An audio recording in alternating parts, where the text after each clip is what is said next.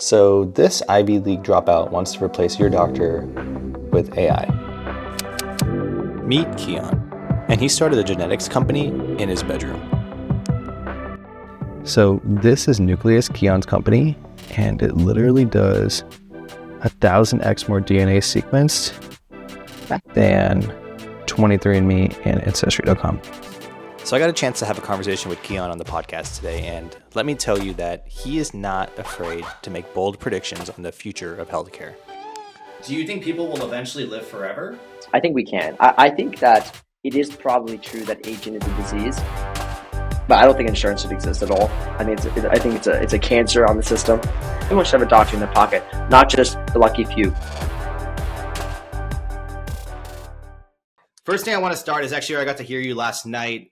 You had an episode drop, 3-Course Founders, another host, and you said something at the end there that just got me so excited, which is genetic companies have been almost promised to us since we were kids, right? We're ready for it. It's coming. We know it's there. It's just something we're like studying in schools.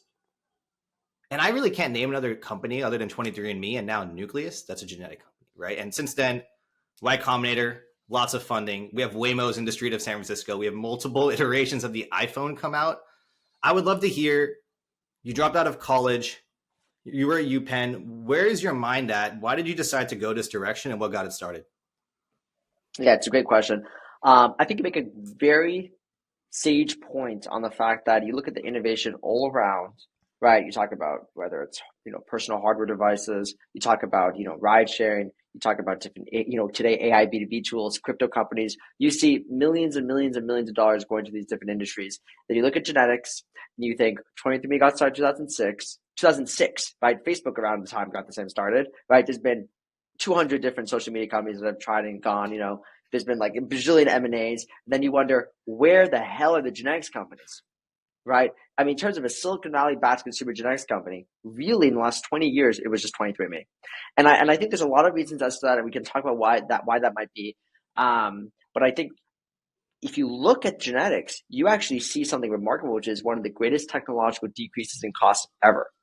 And that is the decrease in sequencing or reading all of someone's DNA. So if your DNA, let's say it's a 1,000-page book, old genetic testing companies like 23andMe look at one page, because historically the cost of reading all 1,000 pages was so expensive.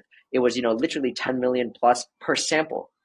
Today, it is a couple $100s per sample, and it's only going to get cheaper and cheaper and cheaper to the point that the cost is negligible. There's a rapid exponential proliferation of this data, and that Nucleus is really building the application layer for DNA. Now, that all being said, let me take a step back and say, I've always been fascinated by genetics. Unfortunately, the story of Nucleus began with personal tragedy. My cousin actually went to sleep one night, and she didn't wake up the next day. And she actually had a rare variant that increased her risk for basically irregular heartbeat. It can cause sudden death. And if you have this marker in your DNA, you can give someone something called a beta blocker, which is a drug that reduces your risk of 10x of dying of this condition. But we didn't know. So obviously when you don't know, you don't have the information, you can't do anything about it. So that got me very interested in genetics. I started realizing that disease isn't really an inherent property of human beings. So I actually joined one of the first do-it-yourself gene editing laboratories in the country. We engineered yeast to make them eliminate, edited bacteria to make them resistant to antibiotics. That was kind of my first foray into kind of biological engineering. And then I started thinking about, I love biology, but it's not very iterable. I want to kind of work at that intersection of bits and atoms. Went to Penn to study computational biology. And then, there I am in Bio 221 genetics class. The chairman of the biology department brings up the charts of decreasing the cost of genome sequencing. And I said, okay, someone has to build this application layer. And I go do it. It's incredible. Incredible stories. I mean, now there's so much out there, right? There's companies that test biomarkers. There's DNA companies like Nucleus. If you were to explain to the consumer, what are some of the most important things you could track for your health from your perspective? That's a great question. Yeah, I think so. The way I think someone should think about health data, the model that I would propose to them is that there's two kinds of health data that kind of exist today.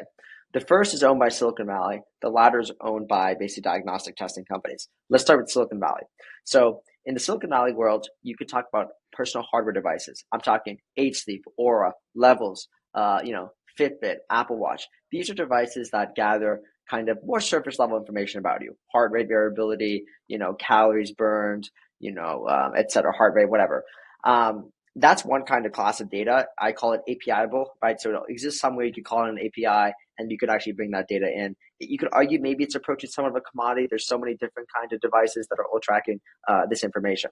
That's one kind of axis of health data. Another axis of health data is a like diagnostic test. So we're talking about blood tests, genetic tests, urea analyses, epigenetics, microbiome, right?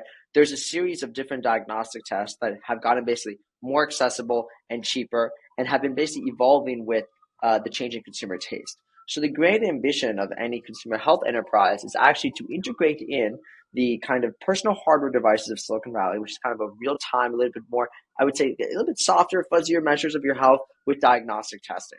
So that's sort of like what principally a company like Nucleus does is you actually want to, not only have your Fitbit, your Apple Watch, your Oura, your levels, but then also have your genetics, your blood, etc. And on that point, I would say that you should never, like I used this analogy for you earlier before we started, but your health is sort of like it's like the old Buddhist saying where everyone's grabbing a different part of the elephant and they're all blind, so they grab it and then they describe what they're feeling, right? But they're all feeling the same thing, which is a kind of a huge elephant. And I think about the health a lot too, right? Where every piece of health data you get, it's like grabbing a part of the elephant, right? But obviously it's incomplete, right? You want the as holistic a picture as possible. And it turns out a lot of this data actually interacts with each other. So if I go do a blood test, for example, this is one of my favorite examples. I gave this actually in the previous podcast too, is, people have maybe below average, average, above average LDL levels, right? LDL levels come from, blood tests. Anyone who's in kind of health knows this. It's correlated with, heart disease risk. So different people really like to track it. Obviously, genetics actually informs your LDL quite a bit. In fact, there's actually a disease called familial hypercholesterolemia, which actually has certain people to have dramatically higher LDL levels. It's amazing to me that people do these different diagnostic tests, like a blood test, and they don't even know the genetic disposition for it, right? How could you possibly know what, when you actually give the range of where you should be? Those are population level estimates. They're not actually adjusted to any further information about you. Depending on your specific genetic disposition, you might be average, above average, or below average in your genetic disposition for LDL, which can give you a lot of clarity and understanding why you might have, above average, average, or below average LDL, despite the fact you work out or don't. A great example is, for myself, I work out, I think I eat well, I do all these things, but then my LDL levels are still so high. And of course, the blood test doesn't tell me anything as to why, it just gives me the data. And then with genetics, you can actually combine those two things together. And this is something that we're working on, combining the two things together so you can actually get a broader holistic picture of your health. So I think there's this kind of idea that, I'll do this single test and it will tell me. It will never be the case. What we really need is a real-time, consumer-centric, quantified health platform that takes in your blood, your genetics, your microbiome, and more, all into a beautiful application. That's what Nucleus aspires to build. 100%. I love that so much. And I actually had a really similar result last summer. I took a biomarker-based test. I also had high LDL. Now, because this company did not also test the genetics of it, I don't know that side, but I'll tell you something for sure is, you get that, the AI goes over and says you need to exercise more. Now, in my brain, I look at that and I say, okay, there's no way. I'm training 6 days a week, probably around, 1 to 2 hours. That can't be it. And because I was working at this company, I said, okay, we gotta fix this somehow, because for the consumer, you only get one shot. They look at that and they say, if they were me, no way. Right now, I've already turned that off a little bit in my brain. I'm saying, okay, I don't fully trust this new thing that's coming out. Right. And for new companies, that's everything. You don't have that, you don't have that much of an opportunity to continue to prove yourself over and over again. And one thing I've heard you talk about in the past is almost owning like this stack, which is like,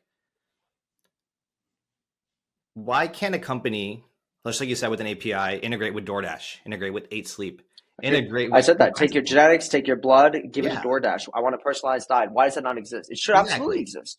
100%. And it's crazy. How close are we to that future where someone's able to own everything? Listen, we're much closer than people think. I mean, we're already building a natural language courier over your entire genome. So you can ask your DNA, what am I at risk for, right? Make me a beautiful visual chart of all of my possible disease risks. What should I eat, right? What does, this SNP say about me? What does this SNP not say about me? You could ask it, how does my risk change over time? As my LDL changes, how does that interact with my genetics to actually change my, coronary artery disease risk? you can already have what I like to think of as the very early steps of this AI doctor, this natural language courier. We can touch the entirety of your DNA. You can even ask it to give you personalized diet information. And what we find is when our early beta users use this product, this what we call the AI doctor, is they immediately want to give it more information, right? Because you get your genetics, and then the AI says, "Hey, I think you should do this," and then it says, "But I could actually give you even better recommendation. Give me your blood." Then you give it your blood. It says, "Oh, okay, this is great." And then you can think about where that goes, right? That can scale basically infinitely, right, with each kind of marginal data source, right? Mm-hmm. And that's something that was historically missing from a lot of consumer health companies, where a lot of companies said, "Oh, we're going to be the wallet for health data. We're going to do this. We're going to do that. We're going to bring all the data in together." It's not enough just to bring all the data in together, because if there's no interaction between the data, it's useless, right? Oh, I have my genetics and my blood. They're not talking to each other. In other words, there was sort of an interpretive layer that was missing fundamentally from the kind of broader health analysis ecosystem. But now there's actually three independent trends going on that are all converging. One is obviously, diagnostic tests are getting cheaper and cheaper and cheaper. Think about genetics. I mean, this stuff is going toward nothing. That's one trend. Yet another trend is you have the amazing kind of rise of LLMs, which is basically this. I like to think about it as like this interpretive layer over the entirety of your health data, right? So it's not just you can gather more data more effectively and cheaply, but you can also interpret it cheaply. And then the last one is, which is also, I would argue, just as important, a change in consumer taste. I mean, we spoke about since 2006 how 23andMe, got started, and the dramatic changes in technology that underpin genetic testing is now fundamentally different. Where instead of looking at one page like 23andMe, you can now look at 1,000 pages, for just a couple $100. But it's not just the technology; it's also consumer taste, right? I like to say that the influencers in society reflect back to us what we kind of value. And then I see Brian Johnson, friend of Nucleus's, Peter Attia, right? I see Huberman, right? I see all these different influencers that are health focused and health conscious, and the rise of different personal hardware health devices. And, I mentioned this, and we spoke about this briefly as well, which is the kind of Instagram analogy. You're looking at just like how, with photos, people don't even think about this. They take photos with a hardware device, which is their iPhone, right? The iPhone was responsible for the exponential proliferation in photo data, which is just data. And then once you have this exponential proliferation, it actually wasn't the Photos app where people shared this data. It was a separate software company, i.e. Instagram, where people basically took this positive externality, which is this, massive exponential proliferation in photo data, and then integrated it and shared it on a separate software application layer, which was Instagram. And there's a very similar analogy here with health data, where you're seeing the rise of so many different hardware devices that focuses on collecting another kind of data, not photo data, but health data. And what's going to happen is there's going to be an excess of this data. There needs to be an application layer that actually integrates this data. This idea isn't necessarily new, but what's new about it is now that you have basically one, better diagnostic test like whole genome sequencing, and two, you have an AI that can actually make sense of all this data far beyond what a human being can do. Mm-hmm, mm-hmm, mm-hmm. I love that. And that makes so much sense. And one thing we chatted about even before this was, I love the analogy you talked about where doctor, patient in the room, right? Doctor walks in, there's like an infinite amount of possibilities that could happen. You don't know anything about this patient. You're slowly running this algorithm. You're like, what is going on? Okay, what is it? What's hurting? What is this? And you run through this question. Now, these are all data points, right? This is an algorithm. And you've said it before, but Nucleus is building what might potentially be the first AI doctor. Now, What does a world look like when you have a doctor in your pocket? Wow. Let me give you an analogy. Or it's actually not an analogy. Let me give you a personal anecdote of this at the most naive level. I have an 8 sleep. Mateo's one of our investors. And I wake up from the 8 sleep one day and I check my phone and it says, your heart rate was up 50% last night. I go, 50%? That's a bug. Nothing's wrong with me. I feel great. I'm ready to tackle the day. And then around 10 hours later, I was feverishly sick. And I thought to myself, in a very weird way, my heart rate predicted, right?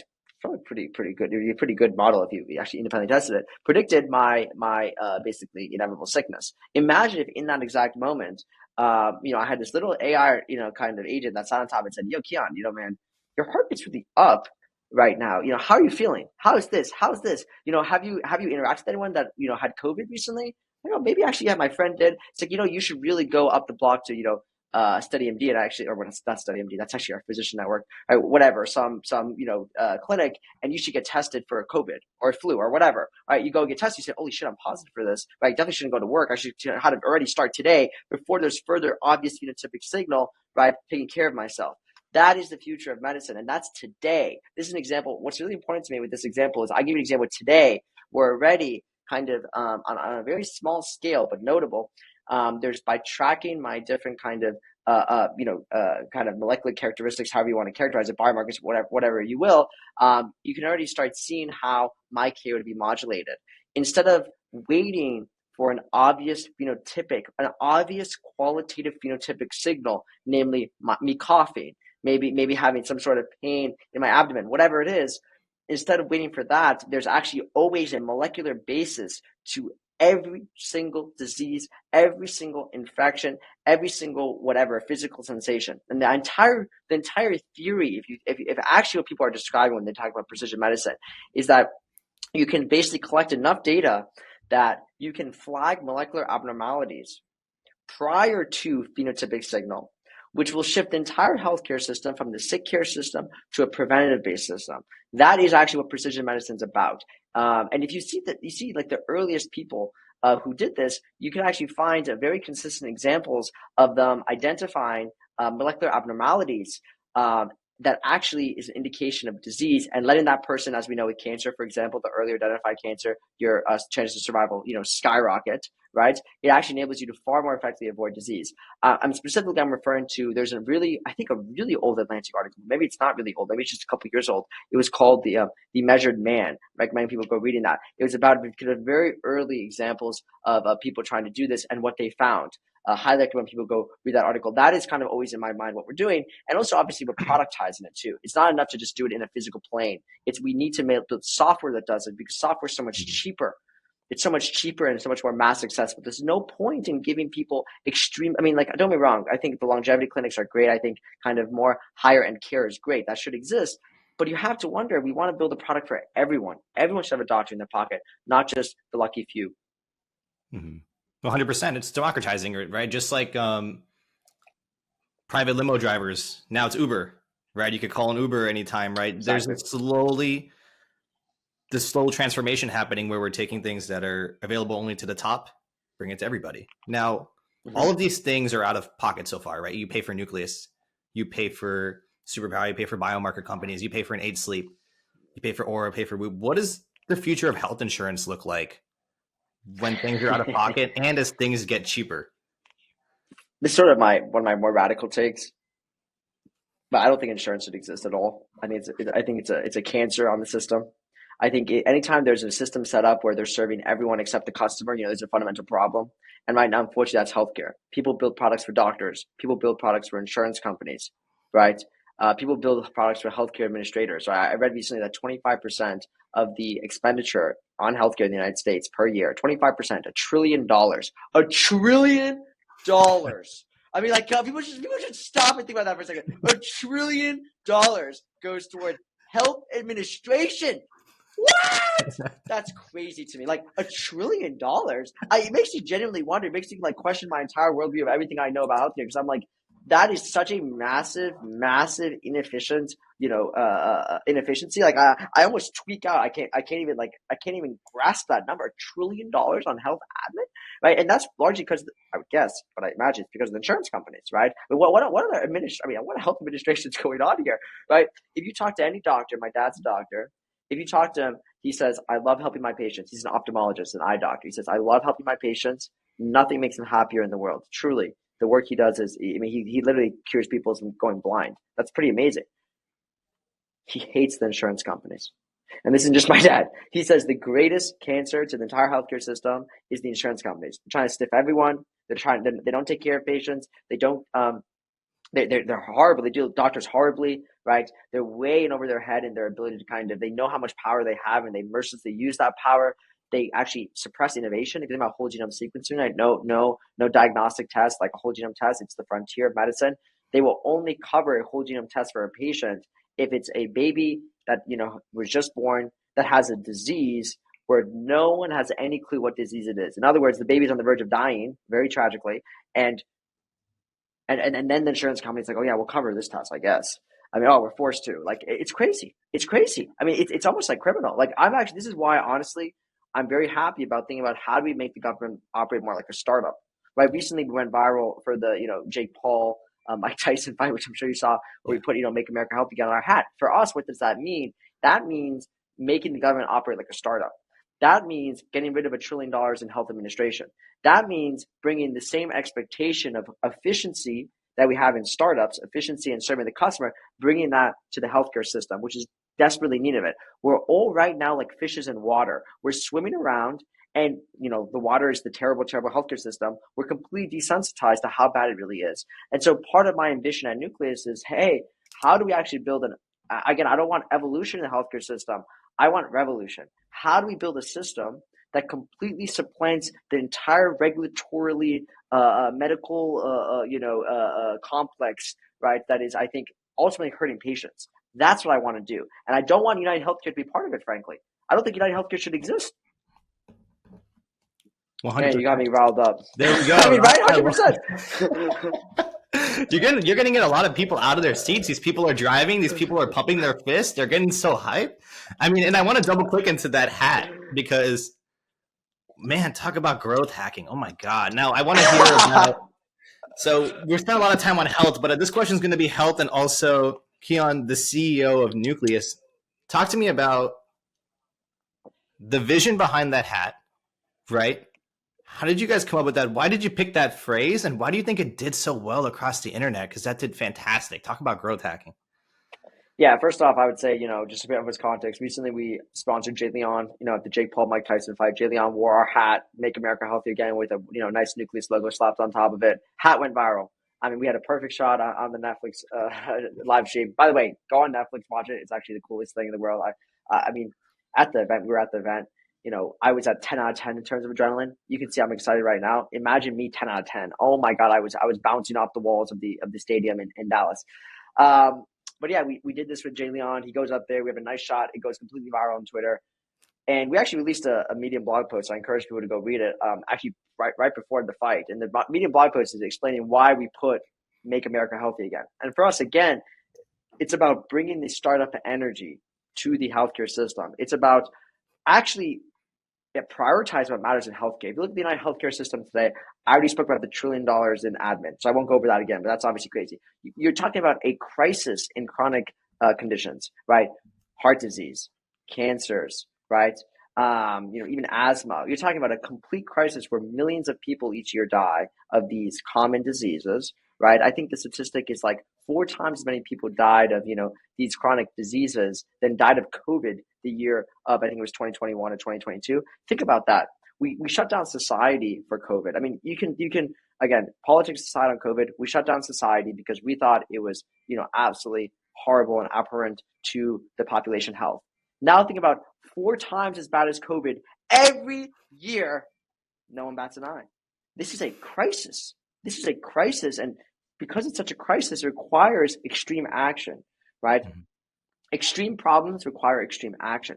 And that to us is what Make America Healthy Again is about. It's about really, from a more first principles perspective, going back to the healthcare system and saying, what can we do to fix these diabolical, insane problems, right? And I think it's a multi-step thing. I think one is, you have to try to end this kind of stronghold that insurance companies has. I think 2 is that the regulations have to change to give more agency to the consumer.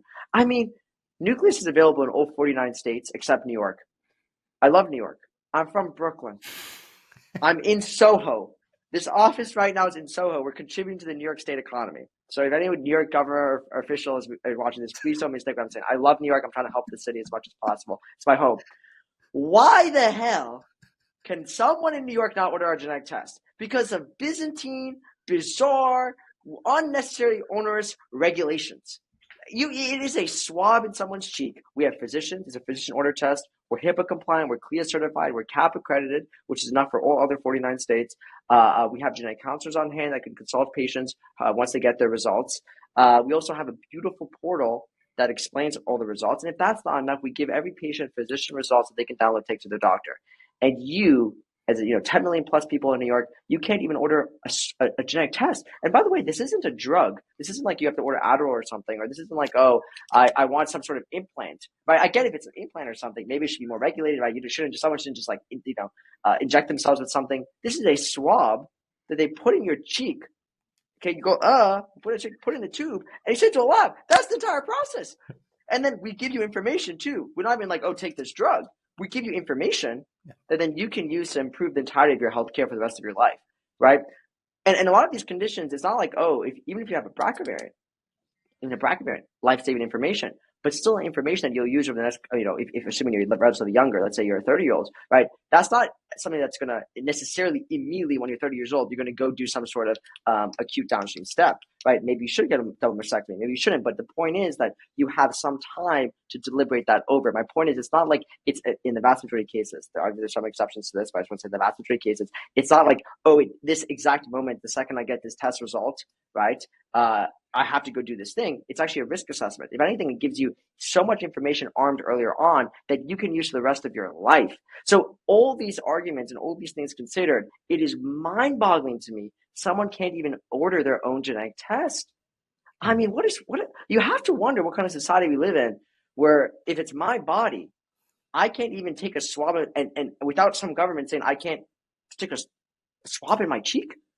I mean, I don't know. To me, it just doesn't sound right. It's just crazy. How is that possible? And I know you know this with other, biomarker companies. They don't allow it too. Oh, you can't go to this state. You can't go in this state. Well, I can't access information from my own body. It's crazy. Yeah, it's crazy. It's crazy. It's really crazy. Me. And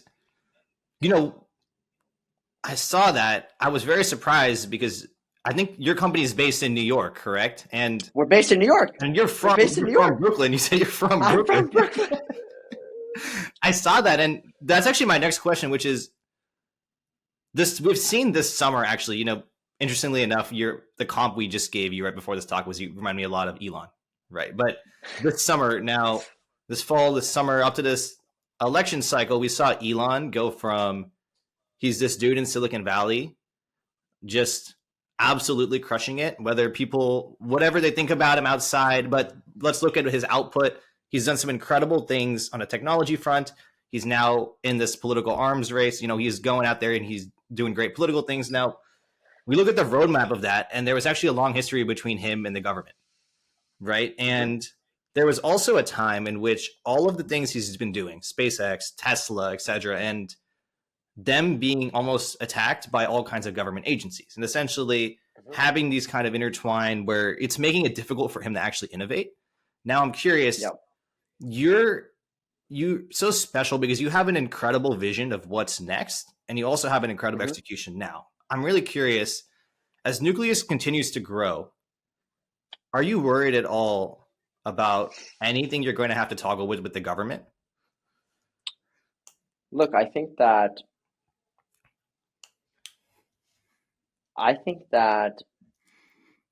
generally speaking, if you look at the state level of New York State, the current infrastructure for LDTs, lab developed tests, are okay. They're fine. I think New York being the exception, right? We're lab developed tests, so we're physician ordered, etc. I do think you see some creep from the FDA trying to regulate these sort of diagnostic tests, right? Physician ordered tests. I think that's honestly diabolical. I think it's a crazy idea. I don't think it should happen. I think if someone wants to go the FDA route, they should have the right and the liberty as a company to go the FDA route.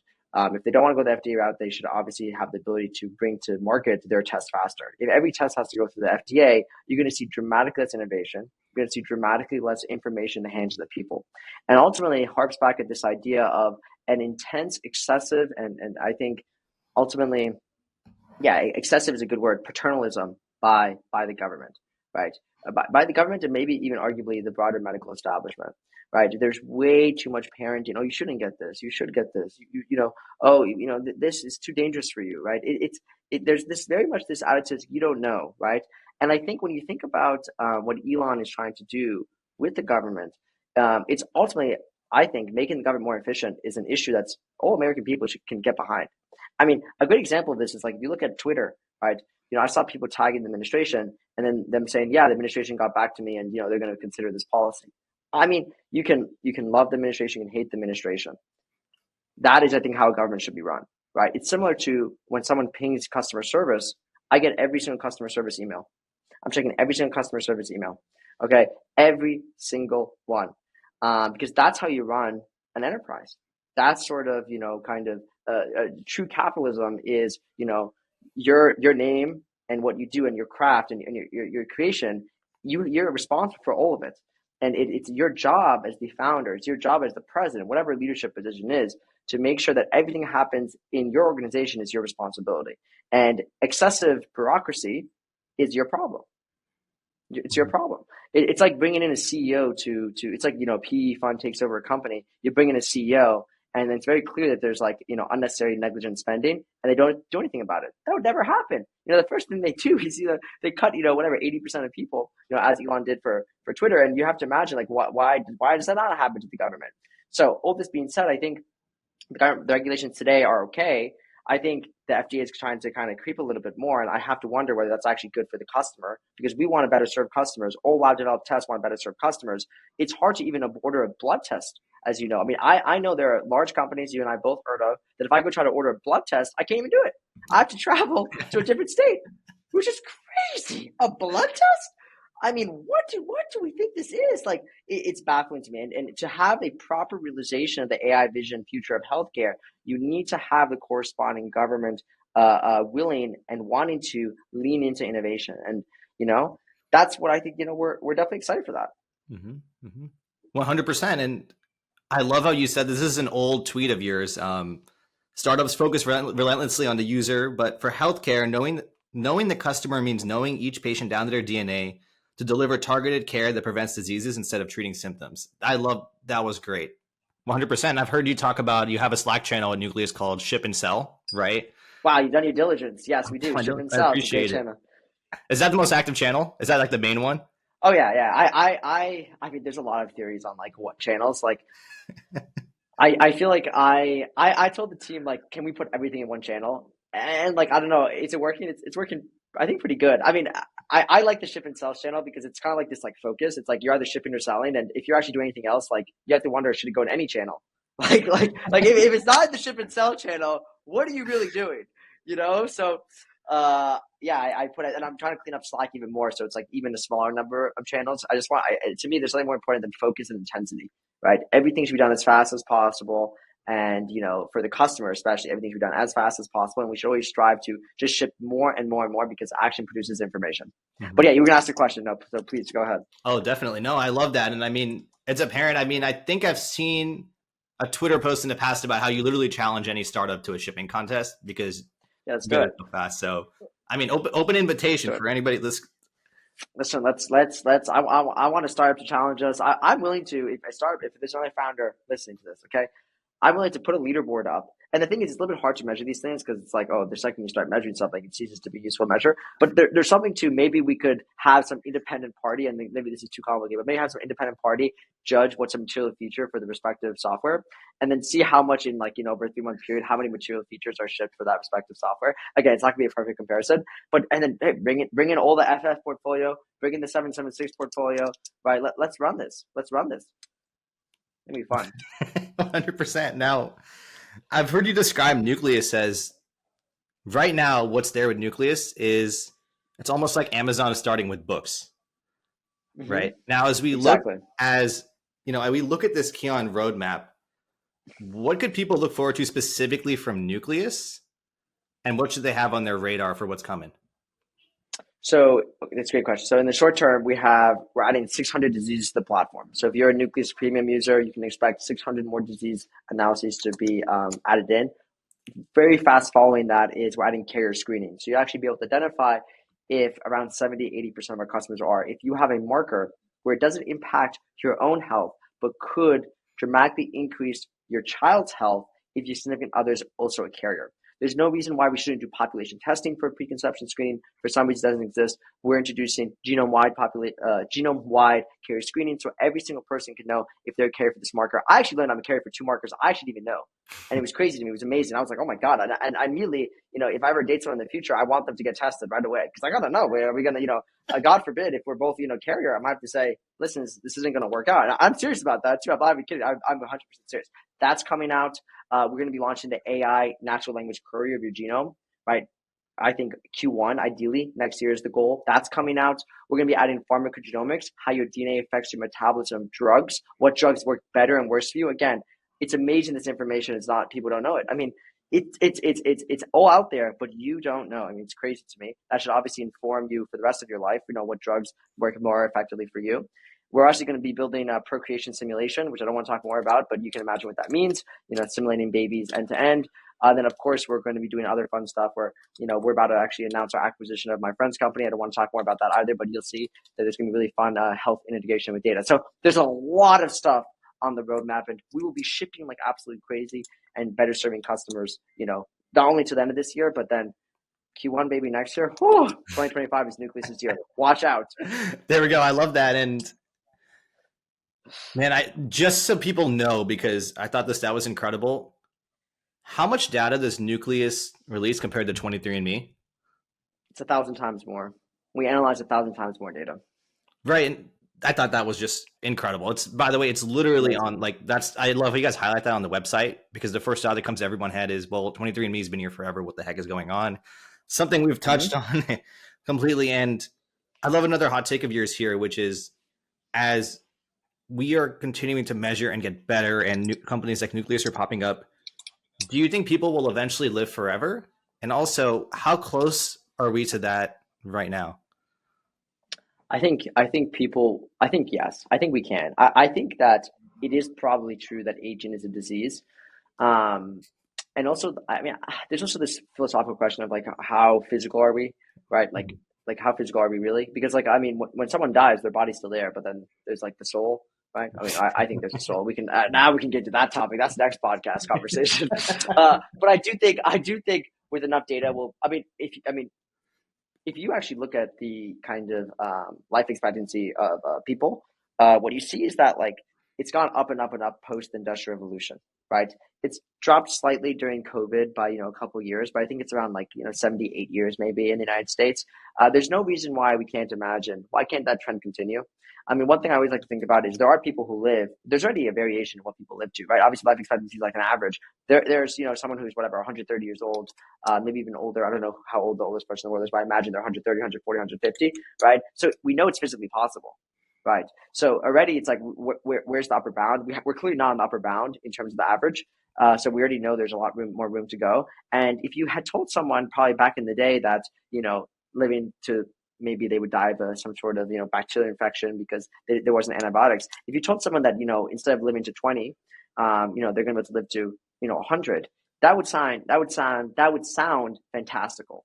So now you think about the same logic today is, you're living to, life expectancy 78, whatever, 80, 80 times whatever 5 is 400 years, right? So I do think, for all intents and purposes, we will be able to live longer and longer and longer and longer as we quantify more and more and more and more. And I think AI is going to play a huge role in that.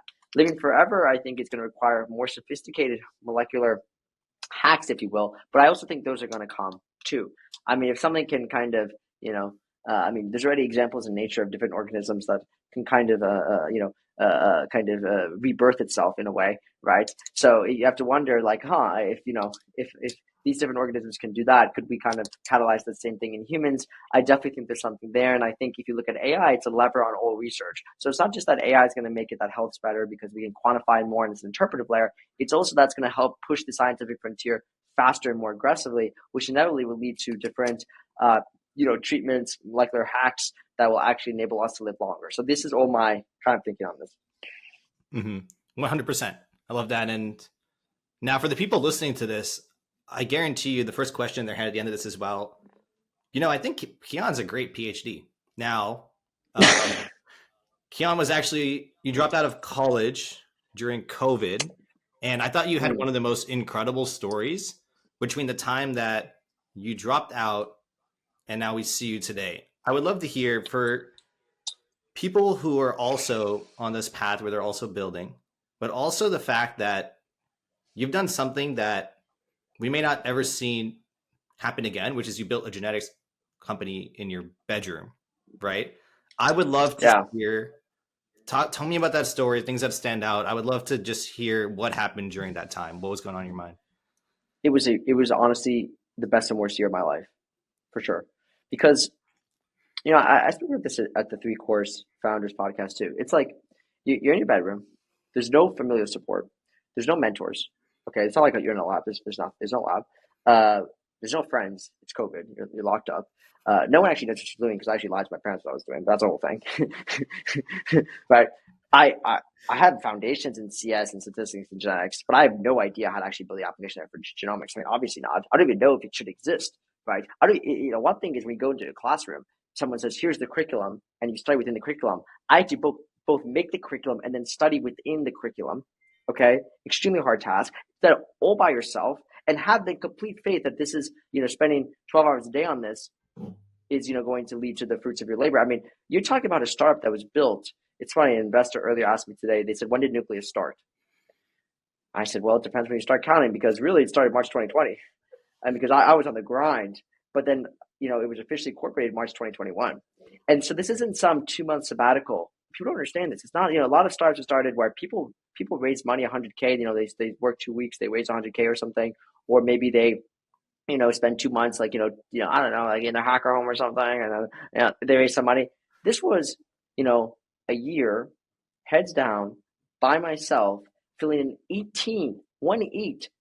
18 subject notebooks on computational genomics, figuring out how to build this application there for DNA, all by myself.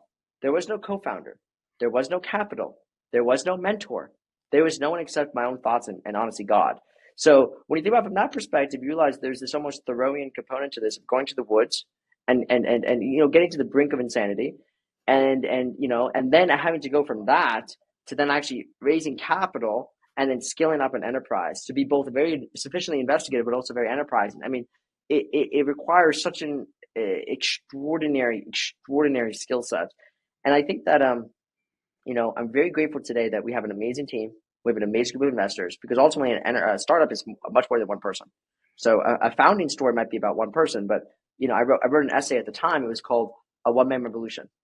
So that a one-man revolution was the name of my essay. It was a personal essay. Maybe one day I publish it. It was my cry to myself to say, I'm going to do this thing. I'm going to go all in on this, right? I'm going to take a complete seize control over my life, and I'm going to do this. And I think to myself today that it's no longer a one-man revolution. It is just a revolution, and that makes me so deeply, deeply happy, because that is really the end goal of a startup. I think it's revolution, and revolution goes well beyond one person. So. 100%. 100%. I love that. And I don't think there's any better place to end it than there. So I'd love to hear, where can people find Nucleus? Where could they learn more about you? Anything else you want to plug? Any projects, things like that? Yeah, you can go on mynucleus.com. You can follow me on Twitter, Kian Sadeghi 5. If you want to, promo code or something, just DM me. I can give you one. But yeah, that's us. There we go. Well, thanks so much for your time. This was a blast. I know people are going to love this one. This is great. Thank you so much for having me. Definitely.